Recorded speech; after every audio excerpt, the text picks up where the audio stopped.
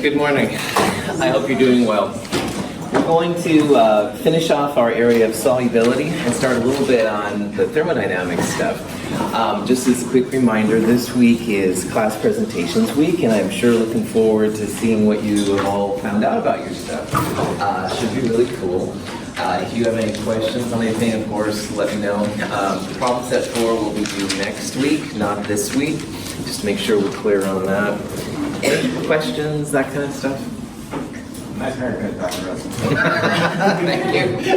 I did not get gum in my hair. I no way of pranking or anything like that. It was just time to get a cut, but thank you, Tigran. I am honored. So, anyway, don't make the instructor blush. No. Anyway, okay, so, all right, solubility.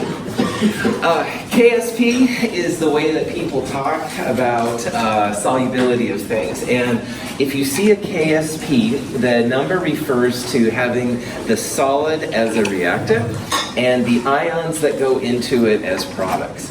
So the silver 1 chromate thing here, you would have Ag2CrO4 solid as your reactant in equilibrium with 2 silver ions and a chromate. The 2 silver ions comes from that 2 right there. And when you write the equilibrium, you ignore the solid. Silver squared times chromate would be the KSP. And the same thing down here. PbCrO4 would be the reactant. The ions that go into it would be the products. And these questions now are ones you'll see once in a while. And we've got 2 ions. We've got silver and lead. And we want to separate them, at least as much as a chemist can separate them. And what we're doing is we're going to add a chromate source. It could be like a sodium chromate or potassium chromate, something with the chromate that won't affect solubility. The chromate reacts with both PbCrO4 to make PbCrO4 and Ag2CrO4. The PbCrO4 is kind of a yellow color, and the silver chromate is kind of a red color. So this question is basically like, if you slowly add in chromate, will you see the yellow PbCrO4 first, or will you see the red Ag2CrO4 first? And on the next slide, I'll show you the exact kind of calculations to do it. But I like to share with you all of my quick and dirty hints. And one quick and dirty that works almost all the time, all right, is literally just looking at the values of K. This K is smaller than this one. 10 to the minus 14th is smaller than 10 to the minus 12. And 10 to the minus 14th, again, is a type of an equilibrium constant. It's more reactant favored because it's smaller. This would be more product favored than this one. It's still very reactant favored, but it's not as reactant favored as this one is. We talked about how to compare acid strengths through Kas or bases with Kbs. This is the same kind of thing. So one way that works most of the time is that if you want to figure out which one's going to precipitate first, the smaller KSP should crash out, should form or precipitate first. So we can make a prediction that this one, PbCrO4, will require less chromate to precipitate. Alternatively, if you wanted to know which one was more soluble, all right, you would look for the larger K. That one you need more product and stuff to form before it kicks in. So notice here that I'm using smaller KSP and larger KSP. Smaller KSP means precipitates out first, doesn't take as much to make a solid form. Larger K, and again it's relative here, all right, this is really small, but larger than this K, larger KSP means it's more soluble, all right, it's going to take more stuff to make a solid crash out. So we'll predict here that PbCrO4 is going to precipitate first because it has a smaller K. And what you can do to confirm this is you literally use the KSP value. And again, notice again how they're different. So for the Ag2CrO4, we're going to use this value of KSP, excuse me. Both of the ions start at 0.020. So we'll divide by the silver squared because there's a squared term right there. And we get this number. And what this number says is that you won't see any silver chromate form. You won't see the red color appear until you get to 2.3 times 10 to the minus 8 moles per liter. And that's a really small concentration. And you might be tempted to say, oh yeah, well this is so small and stuff, this is going to be it. Because that's not a large amount. But you should compare to the PbCrO4 as well. So let's do the similar kind of calculation, but now for PbCrO4. And you can see how here's the new KSP for this compound, 1.8 times 10 to the minus 14th. We're going to divide by the lead, 0.020. And this number that pops out is even smaller than this number. So if we had a super dilute solution, all right, and we added chromate, 8.9 times 10 to the minus 13th, just under that number, we wouldn't see red or yellow at all right? We wouldn't see the red Ag2CrO4 or the yellow PbCrO4. Nothing would appear. But the minute we get to 9.0 times 10 to the minus 13th, that's when the yellow kicks in, the PbCrO4, all right? Like 9.01 times 10 to the minus 13th would be enough to make the yellow precipitate appear. And we won't see any of this until you get up to several orders of magnitude larger. All right, 10 to the minus 13th versus 10 to the minus 8th is 4 or 5 orders of magnitude. So until you get up to this value, you won't see any red Ag2CrO4. You're only going to see the yellow. So what we've just done is we first predicted, all right, that the yellow PbCrO4 will precipitate out first because the K is smaller. The KSP is smaller for PbCrO4 than Ag2CrO4. Then we actually used the respective KSPs divided by the metal ions that were present. We had to square silver here. And comparing these numbers, we confirmed that PbCrO4 will take a lot less chromate to precipitate than the chromate required to precipitate the red stuff. Questions? Okay. So what this means then is yellow precipitates first, the PbCrO4, and the red Ag2CrO4 thing won't precipitate until later. And we're going to use these differences in solubility now to extract as much of the lead as we can away from the silver. And that's what this next part is going to be all about. But first, got a solution. It has sulfite and sulfate, all right? And sulfite and sulfate are very close, but they're different chemical species. 10 to the minus 8th KSP and 10 to the minus 5. And we want to know here which one makes a solid first, CaSO3 or CaSO4. Now, informally, all right, if you just look at these KSPs, do we want the smaller one or the bigger one? Smaller, that's right. So the smaller one, the 10 to the minus 8th, should be the one we want. So we would predict that calcium sulfite precipitates before calcium sulfate. 10 to the minus 8th is smaller than 10 to the minus 5. We could actually get the value of calcium needed by taking these respective KSPs and dividing them by the concentrations.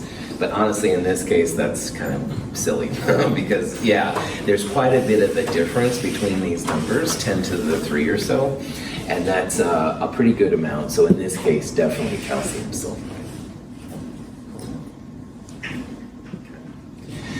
Now, after we figured out that the PbCrO4 precipitates before the Ag2CrO4, this is the kind of question that gets asked in these kind of problems. So as you start adding chromate, all right, you go from the 10 to the minus 13th or so, which is needed to make this precipitate, to the 10 to the minus 8th. We're curious how much of the lead ion remains in solution once the silver begins to precipitate, i.e. how much of the less soluble ion remains when the more soluble ion begins to precipitate. So again, imagine here we've got a really, really dilute solution of chromate. We're adding it very slowly. And the goal of this one is to try and get as much lead as we can away from the silver. So if we very, very, very slowly add in our chromate, it's saying how much lead is left when this one just begins to precipitate out. And why that's kind of cool is because as you add chromate, the PbCrO4 begins to precipitate. And precipitates can be filtered out or decanted so you can get those away from the rest of the solution. So we'll be able to isolate the lead from the silver using chromate. And we're curious here how much of the lead is left when the silver ion begins to precipitate. Now in the previous slide, we calculated 2.3 times 10 to the minus 8th molar. That's the amount of chromate required to make the Ag2CrO4 precipitate. And we just want to know how much lead is left. So what we're going to do is we're going to take this number, which came from the silver chromate, and put it up here in the KSP expression for PbCrO4. The number we had for the lead was 10 to the minus 13th or something. That's to make this stuff precipitate out. Now we're going to say, all right, how much lead is left? We're going to solve for this number here when the chromate is this value. And we expect the lead to be less than the 0.020 that we started with. So mathematically, again, none of these things are hard. It's just figuring out like where they all go. We're going to go back to that KSP expression for PbCrO4. 1.8 times 10 to the minus 4 is the KSP for the lead, PbCrO4. We're going to divide it by the amount of chromate needed to make the silver chromate crash out. And this number appears right here. And you're like, whoopee-doo, Russell! All right, you know, it's a nice day out, really not interested in your 10 to the minus 7th number. Well, why this is cool for chemists, all right, is that lead started at 10 to the minus 2, all right, 2 times 10 to the minus 2 is what that number is. And it went down to 7.8 times 10 to the minus 7th. That's a pretty big drop, all right? So what we can do in this case is if we had these two ions together, we're going to add chromate to the tune of like 7.7 times 10 to the minus 7, just a little bit under that number. And the reason we're going a little under is we don't want the silver chromate to precipitate out, but we want all of the lead chromate to precipitate out that we can. So we add 7.7 times 10 to the minus 7th or so, and your lead concentration, I'm sorry, I used the wrong number. You'll lose 2.2 times 10 to the minus 8th chromate, just a little under this number, and most of the lead will go away. The lead has been separated, all right? And that's what's kind of cool for chemists. You started with two ions at equal solution. You added a very dilute amount of chromate, all right? The lead started to crash out of solution, which we can filter off and decant. So you still have 0.020 molar silver, but now your lead is quite a bit less than it was. Now, obviously this number is not zero, all right? We haven't totally extracted the lead from the silver, but it has gone down many orders of magnitude. And that can be considered a separation, but of course, like all these things, you should think about if that's good enough for what you're trying to do. Any questions on that? The last thing I want to talk about real fast is I want to come back to complex ions again. And we keep dancing a little bit on the side with complex ions. Remember, a complex ion is nothing more than some kind of a Lewis acid with a Lewis base. And in these examples right here, zinc and silver would be the Lewis acid. The Lewis acids are usually transition metals, group 3A, stuff like that. The Lewis bases are going to be something with a lone pair, all right? So ammonia, the nitrogen has a lone pair. Cyanide is literally bristling with lone pairs. So a complex ion is something that affects reactions a lot. And if you remember in the Le Chatelier's principal lab, you had some zinc hydroxide making a solid, and you had a little extra hydroxide, and bam, your solid went away. And this drove chemists crazy. So anyway, knowing about complex ions can be really cool. So a complex ion has a formation constant, a K sub F. And it's similar to, but not the same as a KSP. This is a reaction to make a silver cyanide complex ion. The silver ion, the Lewis acid, reacts with cyanide, the Lewis base, to make the complex ion AgCN2. -1. And like all the equilibrium constants we've seen, products over reactants, complex ion divided by silver and cyanide. Nothing here is a solid or a liquid, so we don't leave everything in. And the KF value that's been calculated and discovered, 5.6 times 10 to the 18th. So looking at this number, are we going to have more reactants or more complex ion, do you think? Yeah, complex ion. That's right. I see Dork doing it right on. Yeah, K much greater than 1. All right, you're going to have a lot of the complex ions. And usually the complex ions have very, very product-favored Ks. They're usually quite large. And so almost always, if there's a complex ion around, you'll know it right away. It'll steal the silver ion from something else and stuff to make it happen. So a KF is a formation constant, all right? It's for a complex ion. And if you're writing a complex ion, the complex ion itself is the product. The ions that go into it are the reactants. It's kind of the opposite of KSP, all right? KSPs, the solid was the reactant and the ions are the products. Here the ions are the reactants and the complex ions are the products. Question? Okay. There's lots of values of these, and again, none of these are numbers you have to know or memorize, but look at some, there's like 10 to the 43rd. Oh, wow, that's bigger than I remembered. Anyway, these are really product favored, and that just means they're gonna form, all right? They are definitely gonna go gangbusters and stuff. But again, all of them, the ions are the reactants, and the complex ion is the product. And also, a lot of times these are written as net ionic reactions. And what I mean by that, you're not going to add silver ion by itself, but you could add silver nitrate. And you're not going to add cyanide by itself, but you could add sodium cyanide or potassium cyanide. So the conjugate ions, like nitrate and potassium or sodium, whatever, those usually don't show up in the net ionic reactions. They only, so they're usually omitted from the complex ion. These things are pretty important because they drove chemists crazy, but once they figured it out, there's actually a lot of cool things you can do with it.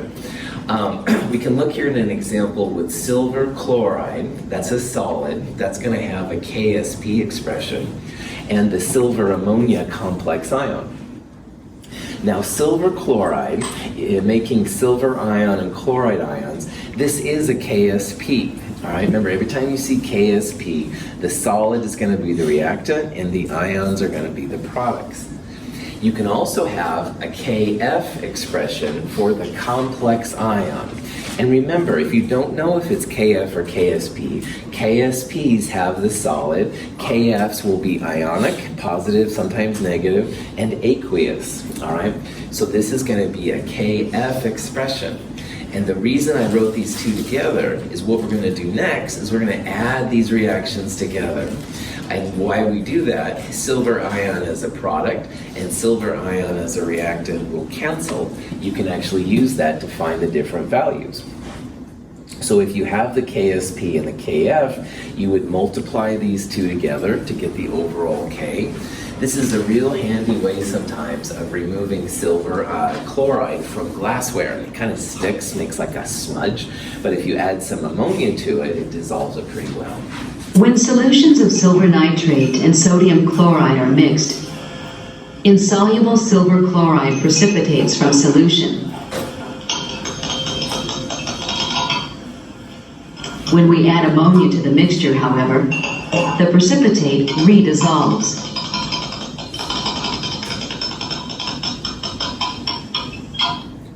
When ammonia is added to a mixture of solid and aqueous silver chloride, the ammonia serves as a Lewis base.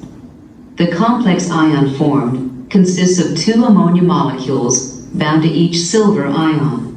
Formation of the complex lowers the concentration of silver in solution, which changes the solubility equilibrium. So in this case, notice how they added silver and chloride and we saw a white solid. solid, precipitate, they're all the same thing. That's the KSP expression, all right? But you added some ammonia, and then all of your solid disappeared. Disappeared here is relative, but that means that everything is aqueous, all right? You're not going to see a solid. So if everything disappears, you must have some kind of complex ion thing going on. But if you see a solid, that's when the KSPs will happen. Now, 2 weeks ago, some of you that were standing next to the waste bottle when I was there heard me grumble, grumble, grumble, because in our waste bottle, which should be clear, we were just using acids and bases, there was little flimsy pieces. I think it was silver chloride. And anyway, someone, probably one of my colleagues, and it's okay, I love them all, but anyway, but someone didn't tell their students, I think, to rinse the burettes of silver nitrate, which we use in a Chem 221 lab. And so the silver nitrate reacted with chloride, which is all around us, makes solids. Anyway, this is one way that if it gets too bad, we can actually get rid of that silver chloride. You can add a little ammonia and stuff, and it helps to dissolve the silver chloride, and it goes away a little bit better. If you didn't hear me grumbling 2 weeks ago, that's good, but if you did, now you know why and how the ammonia can help us. My world. Questions? Okay, that's it for this chapter. Solubility. It's important stuff. It's not always the most exciting, but for what it's worth, this chapter, which is the beginning of thermodynamics, is, I think, one of the best chapters in the whole Chem 221 through Chem 220 series. So again, solubility, like I said a couple days ago, lecture days ago, important, but it's hard to make it too exciting. On the other hand, this thing is very, very important, and it's really fun to talk about. So chemical thermodynamics sounds kind of ominous and stuff, but what I'd like to do is I'd like to give all of you a mechanism for where you can predict if a reaction will occur or a reaction won't occur. So, you know, let's say if you're into Avengers, snapping the fingers or not snapping the fingers. Well, anyway, keep my day job, guys. This is my day job. Anyway, I'd like to give you all a mechanism where you can predict if the reactants will form products or if products will form reactants. And that's what we're going to do in this section. We're going to see not the Infinity Stones version, unfortunately, but we are going to see a way that chemists and scientists have developed to figure out when reactions will occur, like a thumbs up, and when they won't occur, a thumbs down. And thermodynamics, which we've been exposed to so far, has mostly been about energy heat transfer change. And that's been enthalpy, all right? And enthalpy will definitely be a part of this section. And we've talked about how endothermic reactions, you need energy. On the other hand, exothermic reactions release energy. And that's a really cool thing. But there's actually more to thermodynamics than just enthalpy. And most of the time in chemistry, using just enthalpy works really well. But one thing that I've mentioned accidentally, maybe once or twice, but maybe intentionally, is another thermodynamic quantity called entropy, all right? And just like enthalpy has the power to make a reaction product favored or reactant favored if you change the temperature, entropy can also affect your reaction in a lot of different ways. Now, entropy is something we haven't really talked about yet, but I love this little picture right here, because you can imagine this is like the instructor's office or whatever, and look at the door, like it's only got one hinge, and there's a hole in the bottom, and the light isn't connected, and the phone's off the hook, and the garbage is spilled over, all that kind of stuff. All of these things we're going to see are very reflective, actually, as to what entropy is, all right? Entropy is a really interesting phenomenon. On a practical level, if you've ever lived with someone, your mom, significant other, whoever, roommates, whatever, and they say, "Man, you're such a slob," justification for being a slob, you will see through entropy. So just letting you know that if you've ever been accused of being a messy person, you're just following thermodynamics. Okay, Prof. on, getting a little too excited here by thermodynamics, but this is a really fun chapter, and we'll talk about how that we can use entropy and enthalpy to say if a reaction will occur or not. We have to talk about what entropy is, first of all. Any questions? Thermodynamics and kinetics are the two I would consider most powerful forces in all of chemistry, all right? Now, thermodynamics, which we're going to hit hardcore in this chapter, is really like if a reaction is going to occur or if the reaction is not going to occur, all right? So there's ways you can use enthalpy, and you can use different kind of terms to see if a reaction will occur. So like here's a piece of paper, it's got a matchlet to it, it's going to burn, all right? Thermodynamics says this reaction is going to happen. But in the background, I want you to remember that it doesn't say anything about the speed of a reaction. Kinetics, which is something we studied in Chem 222, kinetics is the study of times of reactions. And some reactions, for example, diamond turning into graphite, all right? Diamond going into graphite, thermodynamics says that's going to happen, all right? All of your diamonds, if you have any, I don't think I have any, but all of your diamonds, all right, will one day turn to boring graphite that you can use for pencils. And if you're thinking, oh my gosh, I got to go to the hawk shop and hawk all my stuff. No, don't do that, because the speed of diamond going to graphite is on the order of thousands of years. It's such a slow reaction for our human being-based perception of reality that we don't have to worry about it. The kinetics are really slow. Your children's children's children will be able to appreciate your diamonds with no appreciable loss to graphite.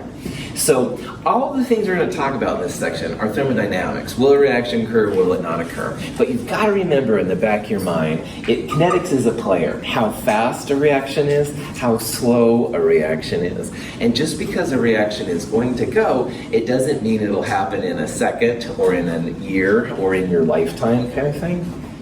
Keep that in the back of your mind. Here's a little picture and stuff like that. It's showing reactants going to products, all right? Now notice in this picture, products are higher energy than the reactants. Is this going to be an endothermic or an exothermic reaction? Endo, well done, that's right. If the products are higher energy than the reactants, all right, we would consider this to be an endothermic reaction. Like you have to add energy to go from reactants to products. But along the way, to get from reactants to products, you go through this kind of bulge. And there was a name for the energy to go from the top of the bulge to the reactants that's really important in kinetics. Does anybody remember what that's called? Activation energy, well done, or energy of activation is totally cool. The energy of activation is this gap of energy, and notice that it's larger than the energy change from just reactants to products. As this nut value gets bigger and slower, that's one way to predict if a reaction is going to go faster or slower, all right? Bigger barriers are slower and smaller barriers are higher. This is really important to us as human beings because all of our DNA, our carbon, hydrogen, oxygen, stuff like that, it's basically going to turn one day, all of it, into CO2 and water. It's thermodynamically favored, which means our reactants going to products, the products would be down here. But thankfully, there's a very large energy of activation, so except for a few cases of possibly mismanaged spontaneous combustion, which is another whole story, I wouldn't expect any of you to burst into CO2 and water anytime soon because of this large energy of activation barrier. Now, equilibrium is something we didn't study in kinetics. So reactants going to products is endothermic. How would you describe the energy transfer going from products back to reactants? Exo, that's right, it's going to release energy going back the opposite way. So we're going to be able to apply everything we've learned plus equilibrium as we get into this kind of stuff right here. Any questions on that? Okay, so keep kinetics in the back of your mind. All right. Now will the two of you please get out of here and leave me alone? You're wasting energy, Mr. Plummer. Relax.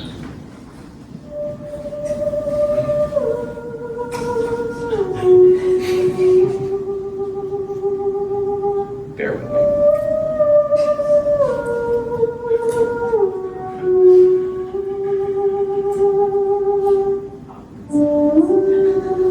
What did you do to him? He's a scientist. He knows energy must not be wasted. And time.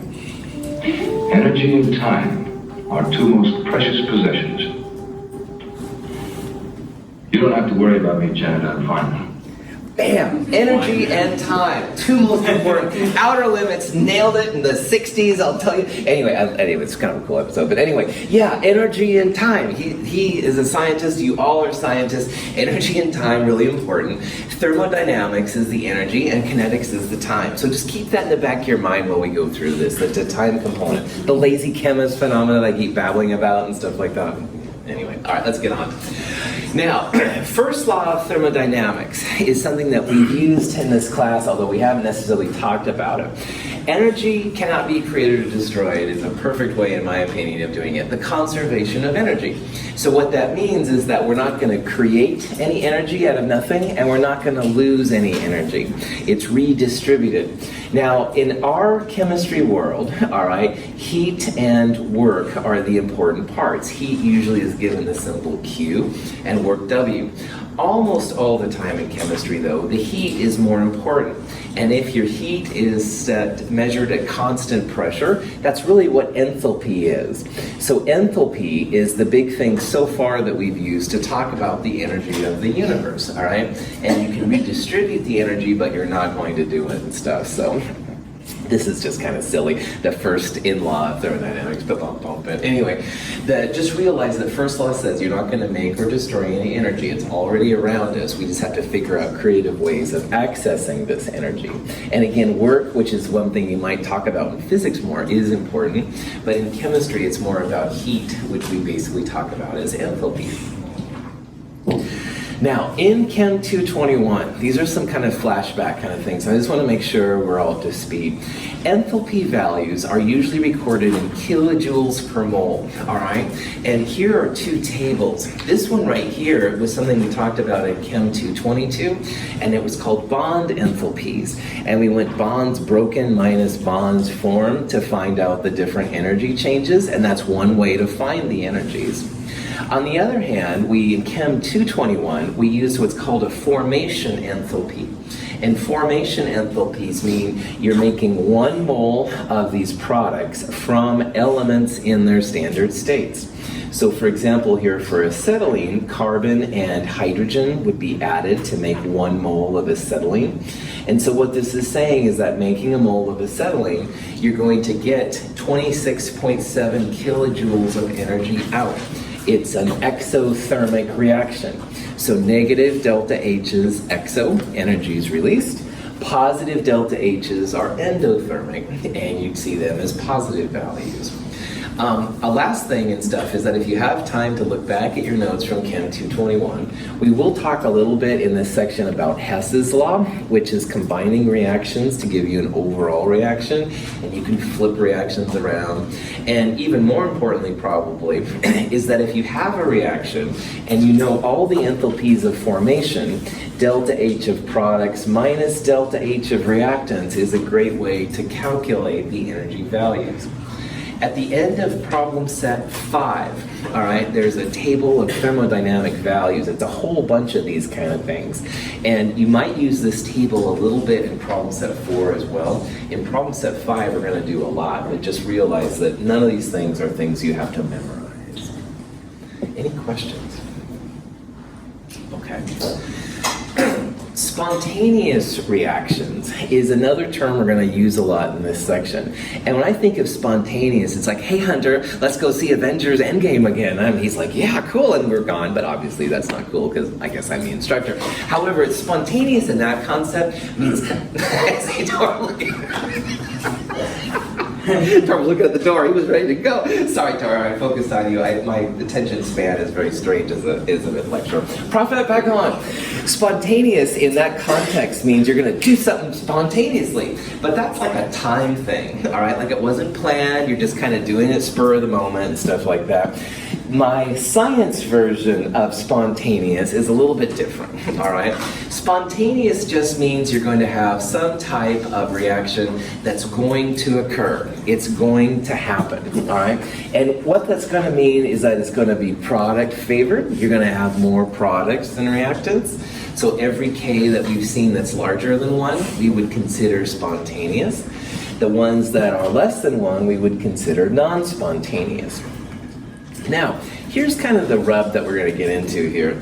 Up to this chapter, we've considered all exothermic reactions as spontaneous, i.e. product favored, i.e. they're going to go, all right? And most of the time, that works out pretty well. So for example, sodium metal in water, a lot of energy released, that is definitely spontaneous, very product favored. And we know that because the heat released is exothermic, delta H would be very negative, but there's a little bit more to it than that, and we'll get into that in this section. Non-spontaneous reactions are going to require energy to occur. You have to add energy to them, all right? So you can imagine that would be the endothermic reactions and stuff. If they don't, you can sometimes add energy to them, and you always have to think about that energy of activation in the back of your mind too, to see how fast it's going to be, how slow. Spontaneity, as we're going to use in this chapter, isn't anything about time. It's nothing about like going to see the movies spontaneously, all right? Spontaneous in a science context just means that that is a product-favored reaction, and I would give it a thumbs up, all right? That's a reaction which is going to occur. A non-spontaneous reaction, you can think of more as a reactant-favored. You're not going to get a lot of products out, if any. That would be an example of a non-spontaneous thumbs down kind of reaction. And again, kinetics is important. Questions? Okay. First law of thermo is so important to all of physical science, all right? But it doesn't predict if the reaction is spontaneous, all right? The first law applies to all systems. So just kind of keep this in the back of your mind. The first law is just about energy can't be created or destroyed, all right? So there's more to it than just the first law. It does apply to all systems, all right? But it doesn't tell us if the reaction's going to go or not go. Here's some examples of spontaneous and non-spontaneous reactions, all right? Let's say that I'm doing something constructive outside, not at my computer. Anyway, I leave my iron nail outside and it rains. And I go back after a while and the iron nail is now rusty, all right? That would be an example of a spontaneous reaction. All right, it happened, I didn't do anything to it, I just left it outside by accident, it's now rusty. Do you think that the rusty nail left outside would ever go back to pure iron? No, that doesn't sound right. That would be an example of a non-spontaneous reaction. Now, if you want, there's probably some way to get rid of the rust stuff on there. We could turn it back into it, but it would take energy. It's not going to be easy. Leaving the iron nail outside, easy, all right? Kind of space it out. So this reaction is spontaneous in one direction and non-spontaneous in the other. And that's very, very common, all right? If one reaction is spontaneous, then the reverse reaction would be non-spontaneous. It's not going to happen. Diamond is going to turn into graphite, all right? If you do the thermodynamics on it, it's something that's going to happen. But it's really, really slow, all right? And it just takes forever to have happen. So diamond to graphite is spontaneous, all right? But it's so freaking slow that it's not going to happen in anybody's lifetimes. But I bring this out because spontaneous, again, nothing about time, just is it going to occur or is it not going to occur? And diamond going to graphite is going to occur, but we don't have any information as to how long it's going to take. That's where the kinetics part kicks in. Paper burning is definitely something that's going to happen. You put a match to any piece of paper, as far as I know, and yeah, they're going to burn and turn into ash. That is also a spontaneous reaction, but this one is kinetically favored. So again, both of these reactions are going to happen, but again, spontaneous just doesn't mean anything about time. This one's going to take a long time to do, and this one will be short. Any questions? Some reactions can be spontaneous, depending on temperature and other kind of factors. And ice to liquid water and vice versa is a really good call. So temperatures that are greater than 0 degrees, your ice will melt and it'll turn into water. On the other hand, if you put the same water at a temperature less than 0 degrees, the reverse reaction is spontaneous, liquid water going to ice. So there's definitely a temperature component to if a reaction is spontaneous, going to occur, or non-spontaneous, not going to occur. All right, and we'll talk about that a little bit here too. So some reactions are spontaneous at a certain direction, at a certain temperature, and then non-spontaneous at other temperatures. Reversible reactions, all right, are such that you can go in one direction and in theory you can go back to the other direction. So for example, system is a way that scientists talk about the actual species reacting, and surroundings is everything else. This would be an example of an exothermic reaction. The system is giving up energy to the outside. You feel heat come off, all right? That would be exothermic. This would be an example of an endothermic reaction. All right, heat's going from the outside to the inside. The outside is pushing its energy in. It kind of feels cold. All right, reversible processes are ones in which you can go both ways. It's not real common, all right? Quite rare is my scientific way of saying it. Like ice can go to liquid water and liquid water to ice if you play with the temperature. But if you take sodium metal and you put it in water to make sodium ions and hydroxide, having that go back the other way is very difficult.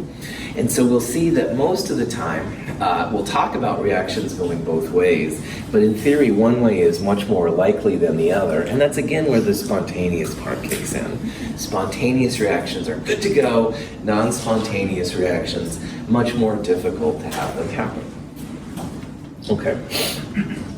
Most processes are irreversible, all right, and most spontaneous processes, I would argue, at the same temperature would be that way. So irreversible processes are just ones where you can't really go back to the same way, all right? So if you leave your nice car made of iron outside, it will rust as well. The car going back from the rusty state to the pristine state, that's not very likely. I would say impossible even, although I hate to say impossible as a scientist. Non-spontaneous would be my fancy way of calling it. And again, most, if not all, of spontaneous processes are probably irreversible. It's going to be hard to go back to the way they were before. Okay. So the next question comes out then is that what makes a reaction want to occur or not occur? What's the probability of having a reaction occur by itself? All right, what's the reaction probability of becoming spontaneous? And people that have studied this a lot, they have done studies of probability. And what they found is that for all the product reactions known, and this would be things like acids and bases coming together, it would be caffeine on our body, it would be eating food and stuff like that, yeah, if you're hungry, all right? All of the product-favored reactions result in a dispersal. And the dispersal can be energy and it can be matter, or it can be matter and energy, all right? And this guy, Boltzmann, was the first one to figure it out. He said, wow, there really are. There's like lots of reactions. Let's say these are my papers. Oh, I've been organizing them for a long time. Takes me a long time. Oh, I dropped them on the floor. And you can't see it. I'm sorry. I should have done it over here. Not very good thinking. The papers are all spread out. All right. That reaction happened by itself. On the other hand, I steep down, pick up my messy papers, put them back together. Oh, this one's over there and stuff like that. That took more energy to happen. So notice that going down, falling down, we had some energy, potential energy and stuff that's turned into kinetic energy. That was dispersed. Matter was all over the place and stuff like that. This reaction was spontaneous, all right? It happened, well, all right, I helped a little bit, let's be honest. But anyway, it happened by itself and stuff. It wasn't hard to do. The other way around, I had to, first of all, lean down and pick it up, all these energy transformations going on. I moved the energy, the matter pieces back into the thing. That was less likely to occur unless I added energy. So Boltzmann was the one that first figured this out. All right, you eat a gummy bear, all right? Energy, bam, in your body. All right, lots of energy dispersed from a small energy source. On the other hand, the gummy bear matter was dispersed throughout your body, the sugars and stuff like that. So all the product favored reactions, the spontaneous reactions, the probability of having that happen will involve energy dispersal, matter dispersal, or both energy and matter dispersal. And that's kind of an interesting thought. So think about the things that you do in your world, like what things involve the energy being moved around, which things involve matter being moved around, and which ones then, of course, would be harder to do, cleaning your room. Consider a pair of flasks, one containing gas molecules, the other completely empty. If the flasks are connected at their mouths, gas in the filled flask will move spontaneously to the empty flask by its molecular motions. Eventually, the distribution of molecules will be even throughout the flasks. The final state in which the matter is more dispersed is much more probable than the initial undispersed state. Having a gas on one side and a vacuum on the other is an improbable state, all right? Like in the real world, all the matter is distributed evenly. So when they open this little stopcock thing then here, at the end, both sides had equal amounts of matter, all right? And that's a more normal state that we're used to. But this also represents very well matter dispersal. You had a very concentrated matter source initially on the left-hand side, and at the end, the matter was dispersed evenly in both flasks, all right? You didn't have like more here and less there. It was evenly distributed. That's what matter dispersal means. You go from a concentrated matter source to a more distributed matter source. And energy is the same way. So I like to think about these chapters in terms of things that are used to us. And I'd like to think about which one of these represents matter being dispersed. And again, you want to have a concentrated matter source to a least concentrated matter source. So if you have a messy room and you clean it, all right, is your messiness, is it getting more dispersed or less dispersed? Less, all right, you're cleaning it up. Initially, your stuff was all over the place. You put the little, I don't know, whatever you have in your room into the cabinets or whatever and stuff, you know. That would be cleaning it. You would be actually condensing your matter. So see, making your house or room cleaner isn't necessarily good for thermodynamics. Now, here's one.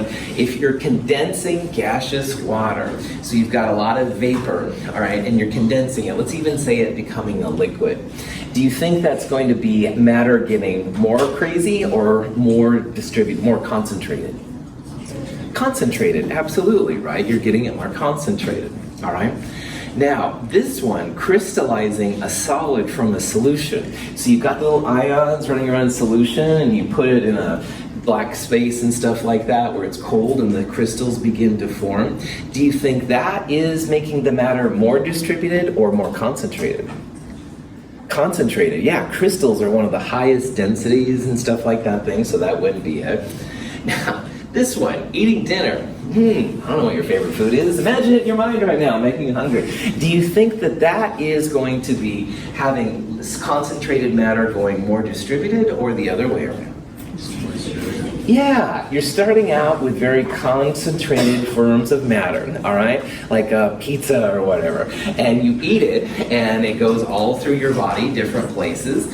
And whoever you're eating with has a piece of pizza, so it also is distributed through their bodies. Human beings are great for making matter dispersal happen, all right? Every time you eat something or drink something for that matter, the matter is distributed through your body. It comes out of the body in different ways and stuff like that. Very cool. This last one is also not matter dispersal. You're taking a solid and you're making lots of different compounds. That would be also not having the matter more distributed and stuff like that. Cool. Any questions? Here's energy. Stored chemical potential energy is released from reactant molecules in an exothermic reaction. This energy spreads out or disperses over the product molecules and the molecules in the surroundings.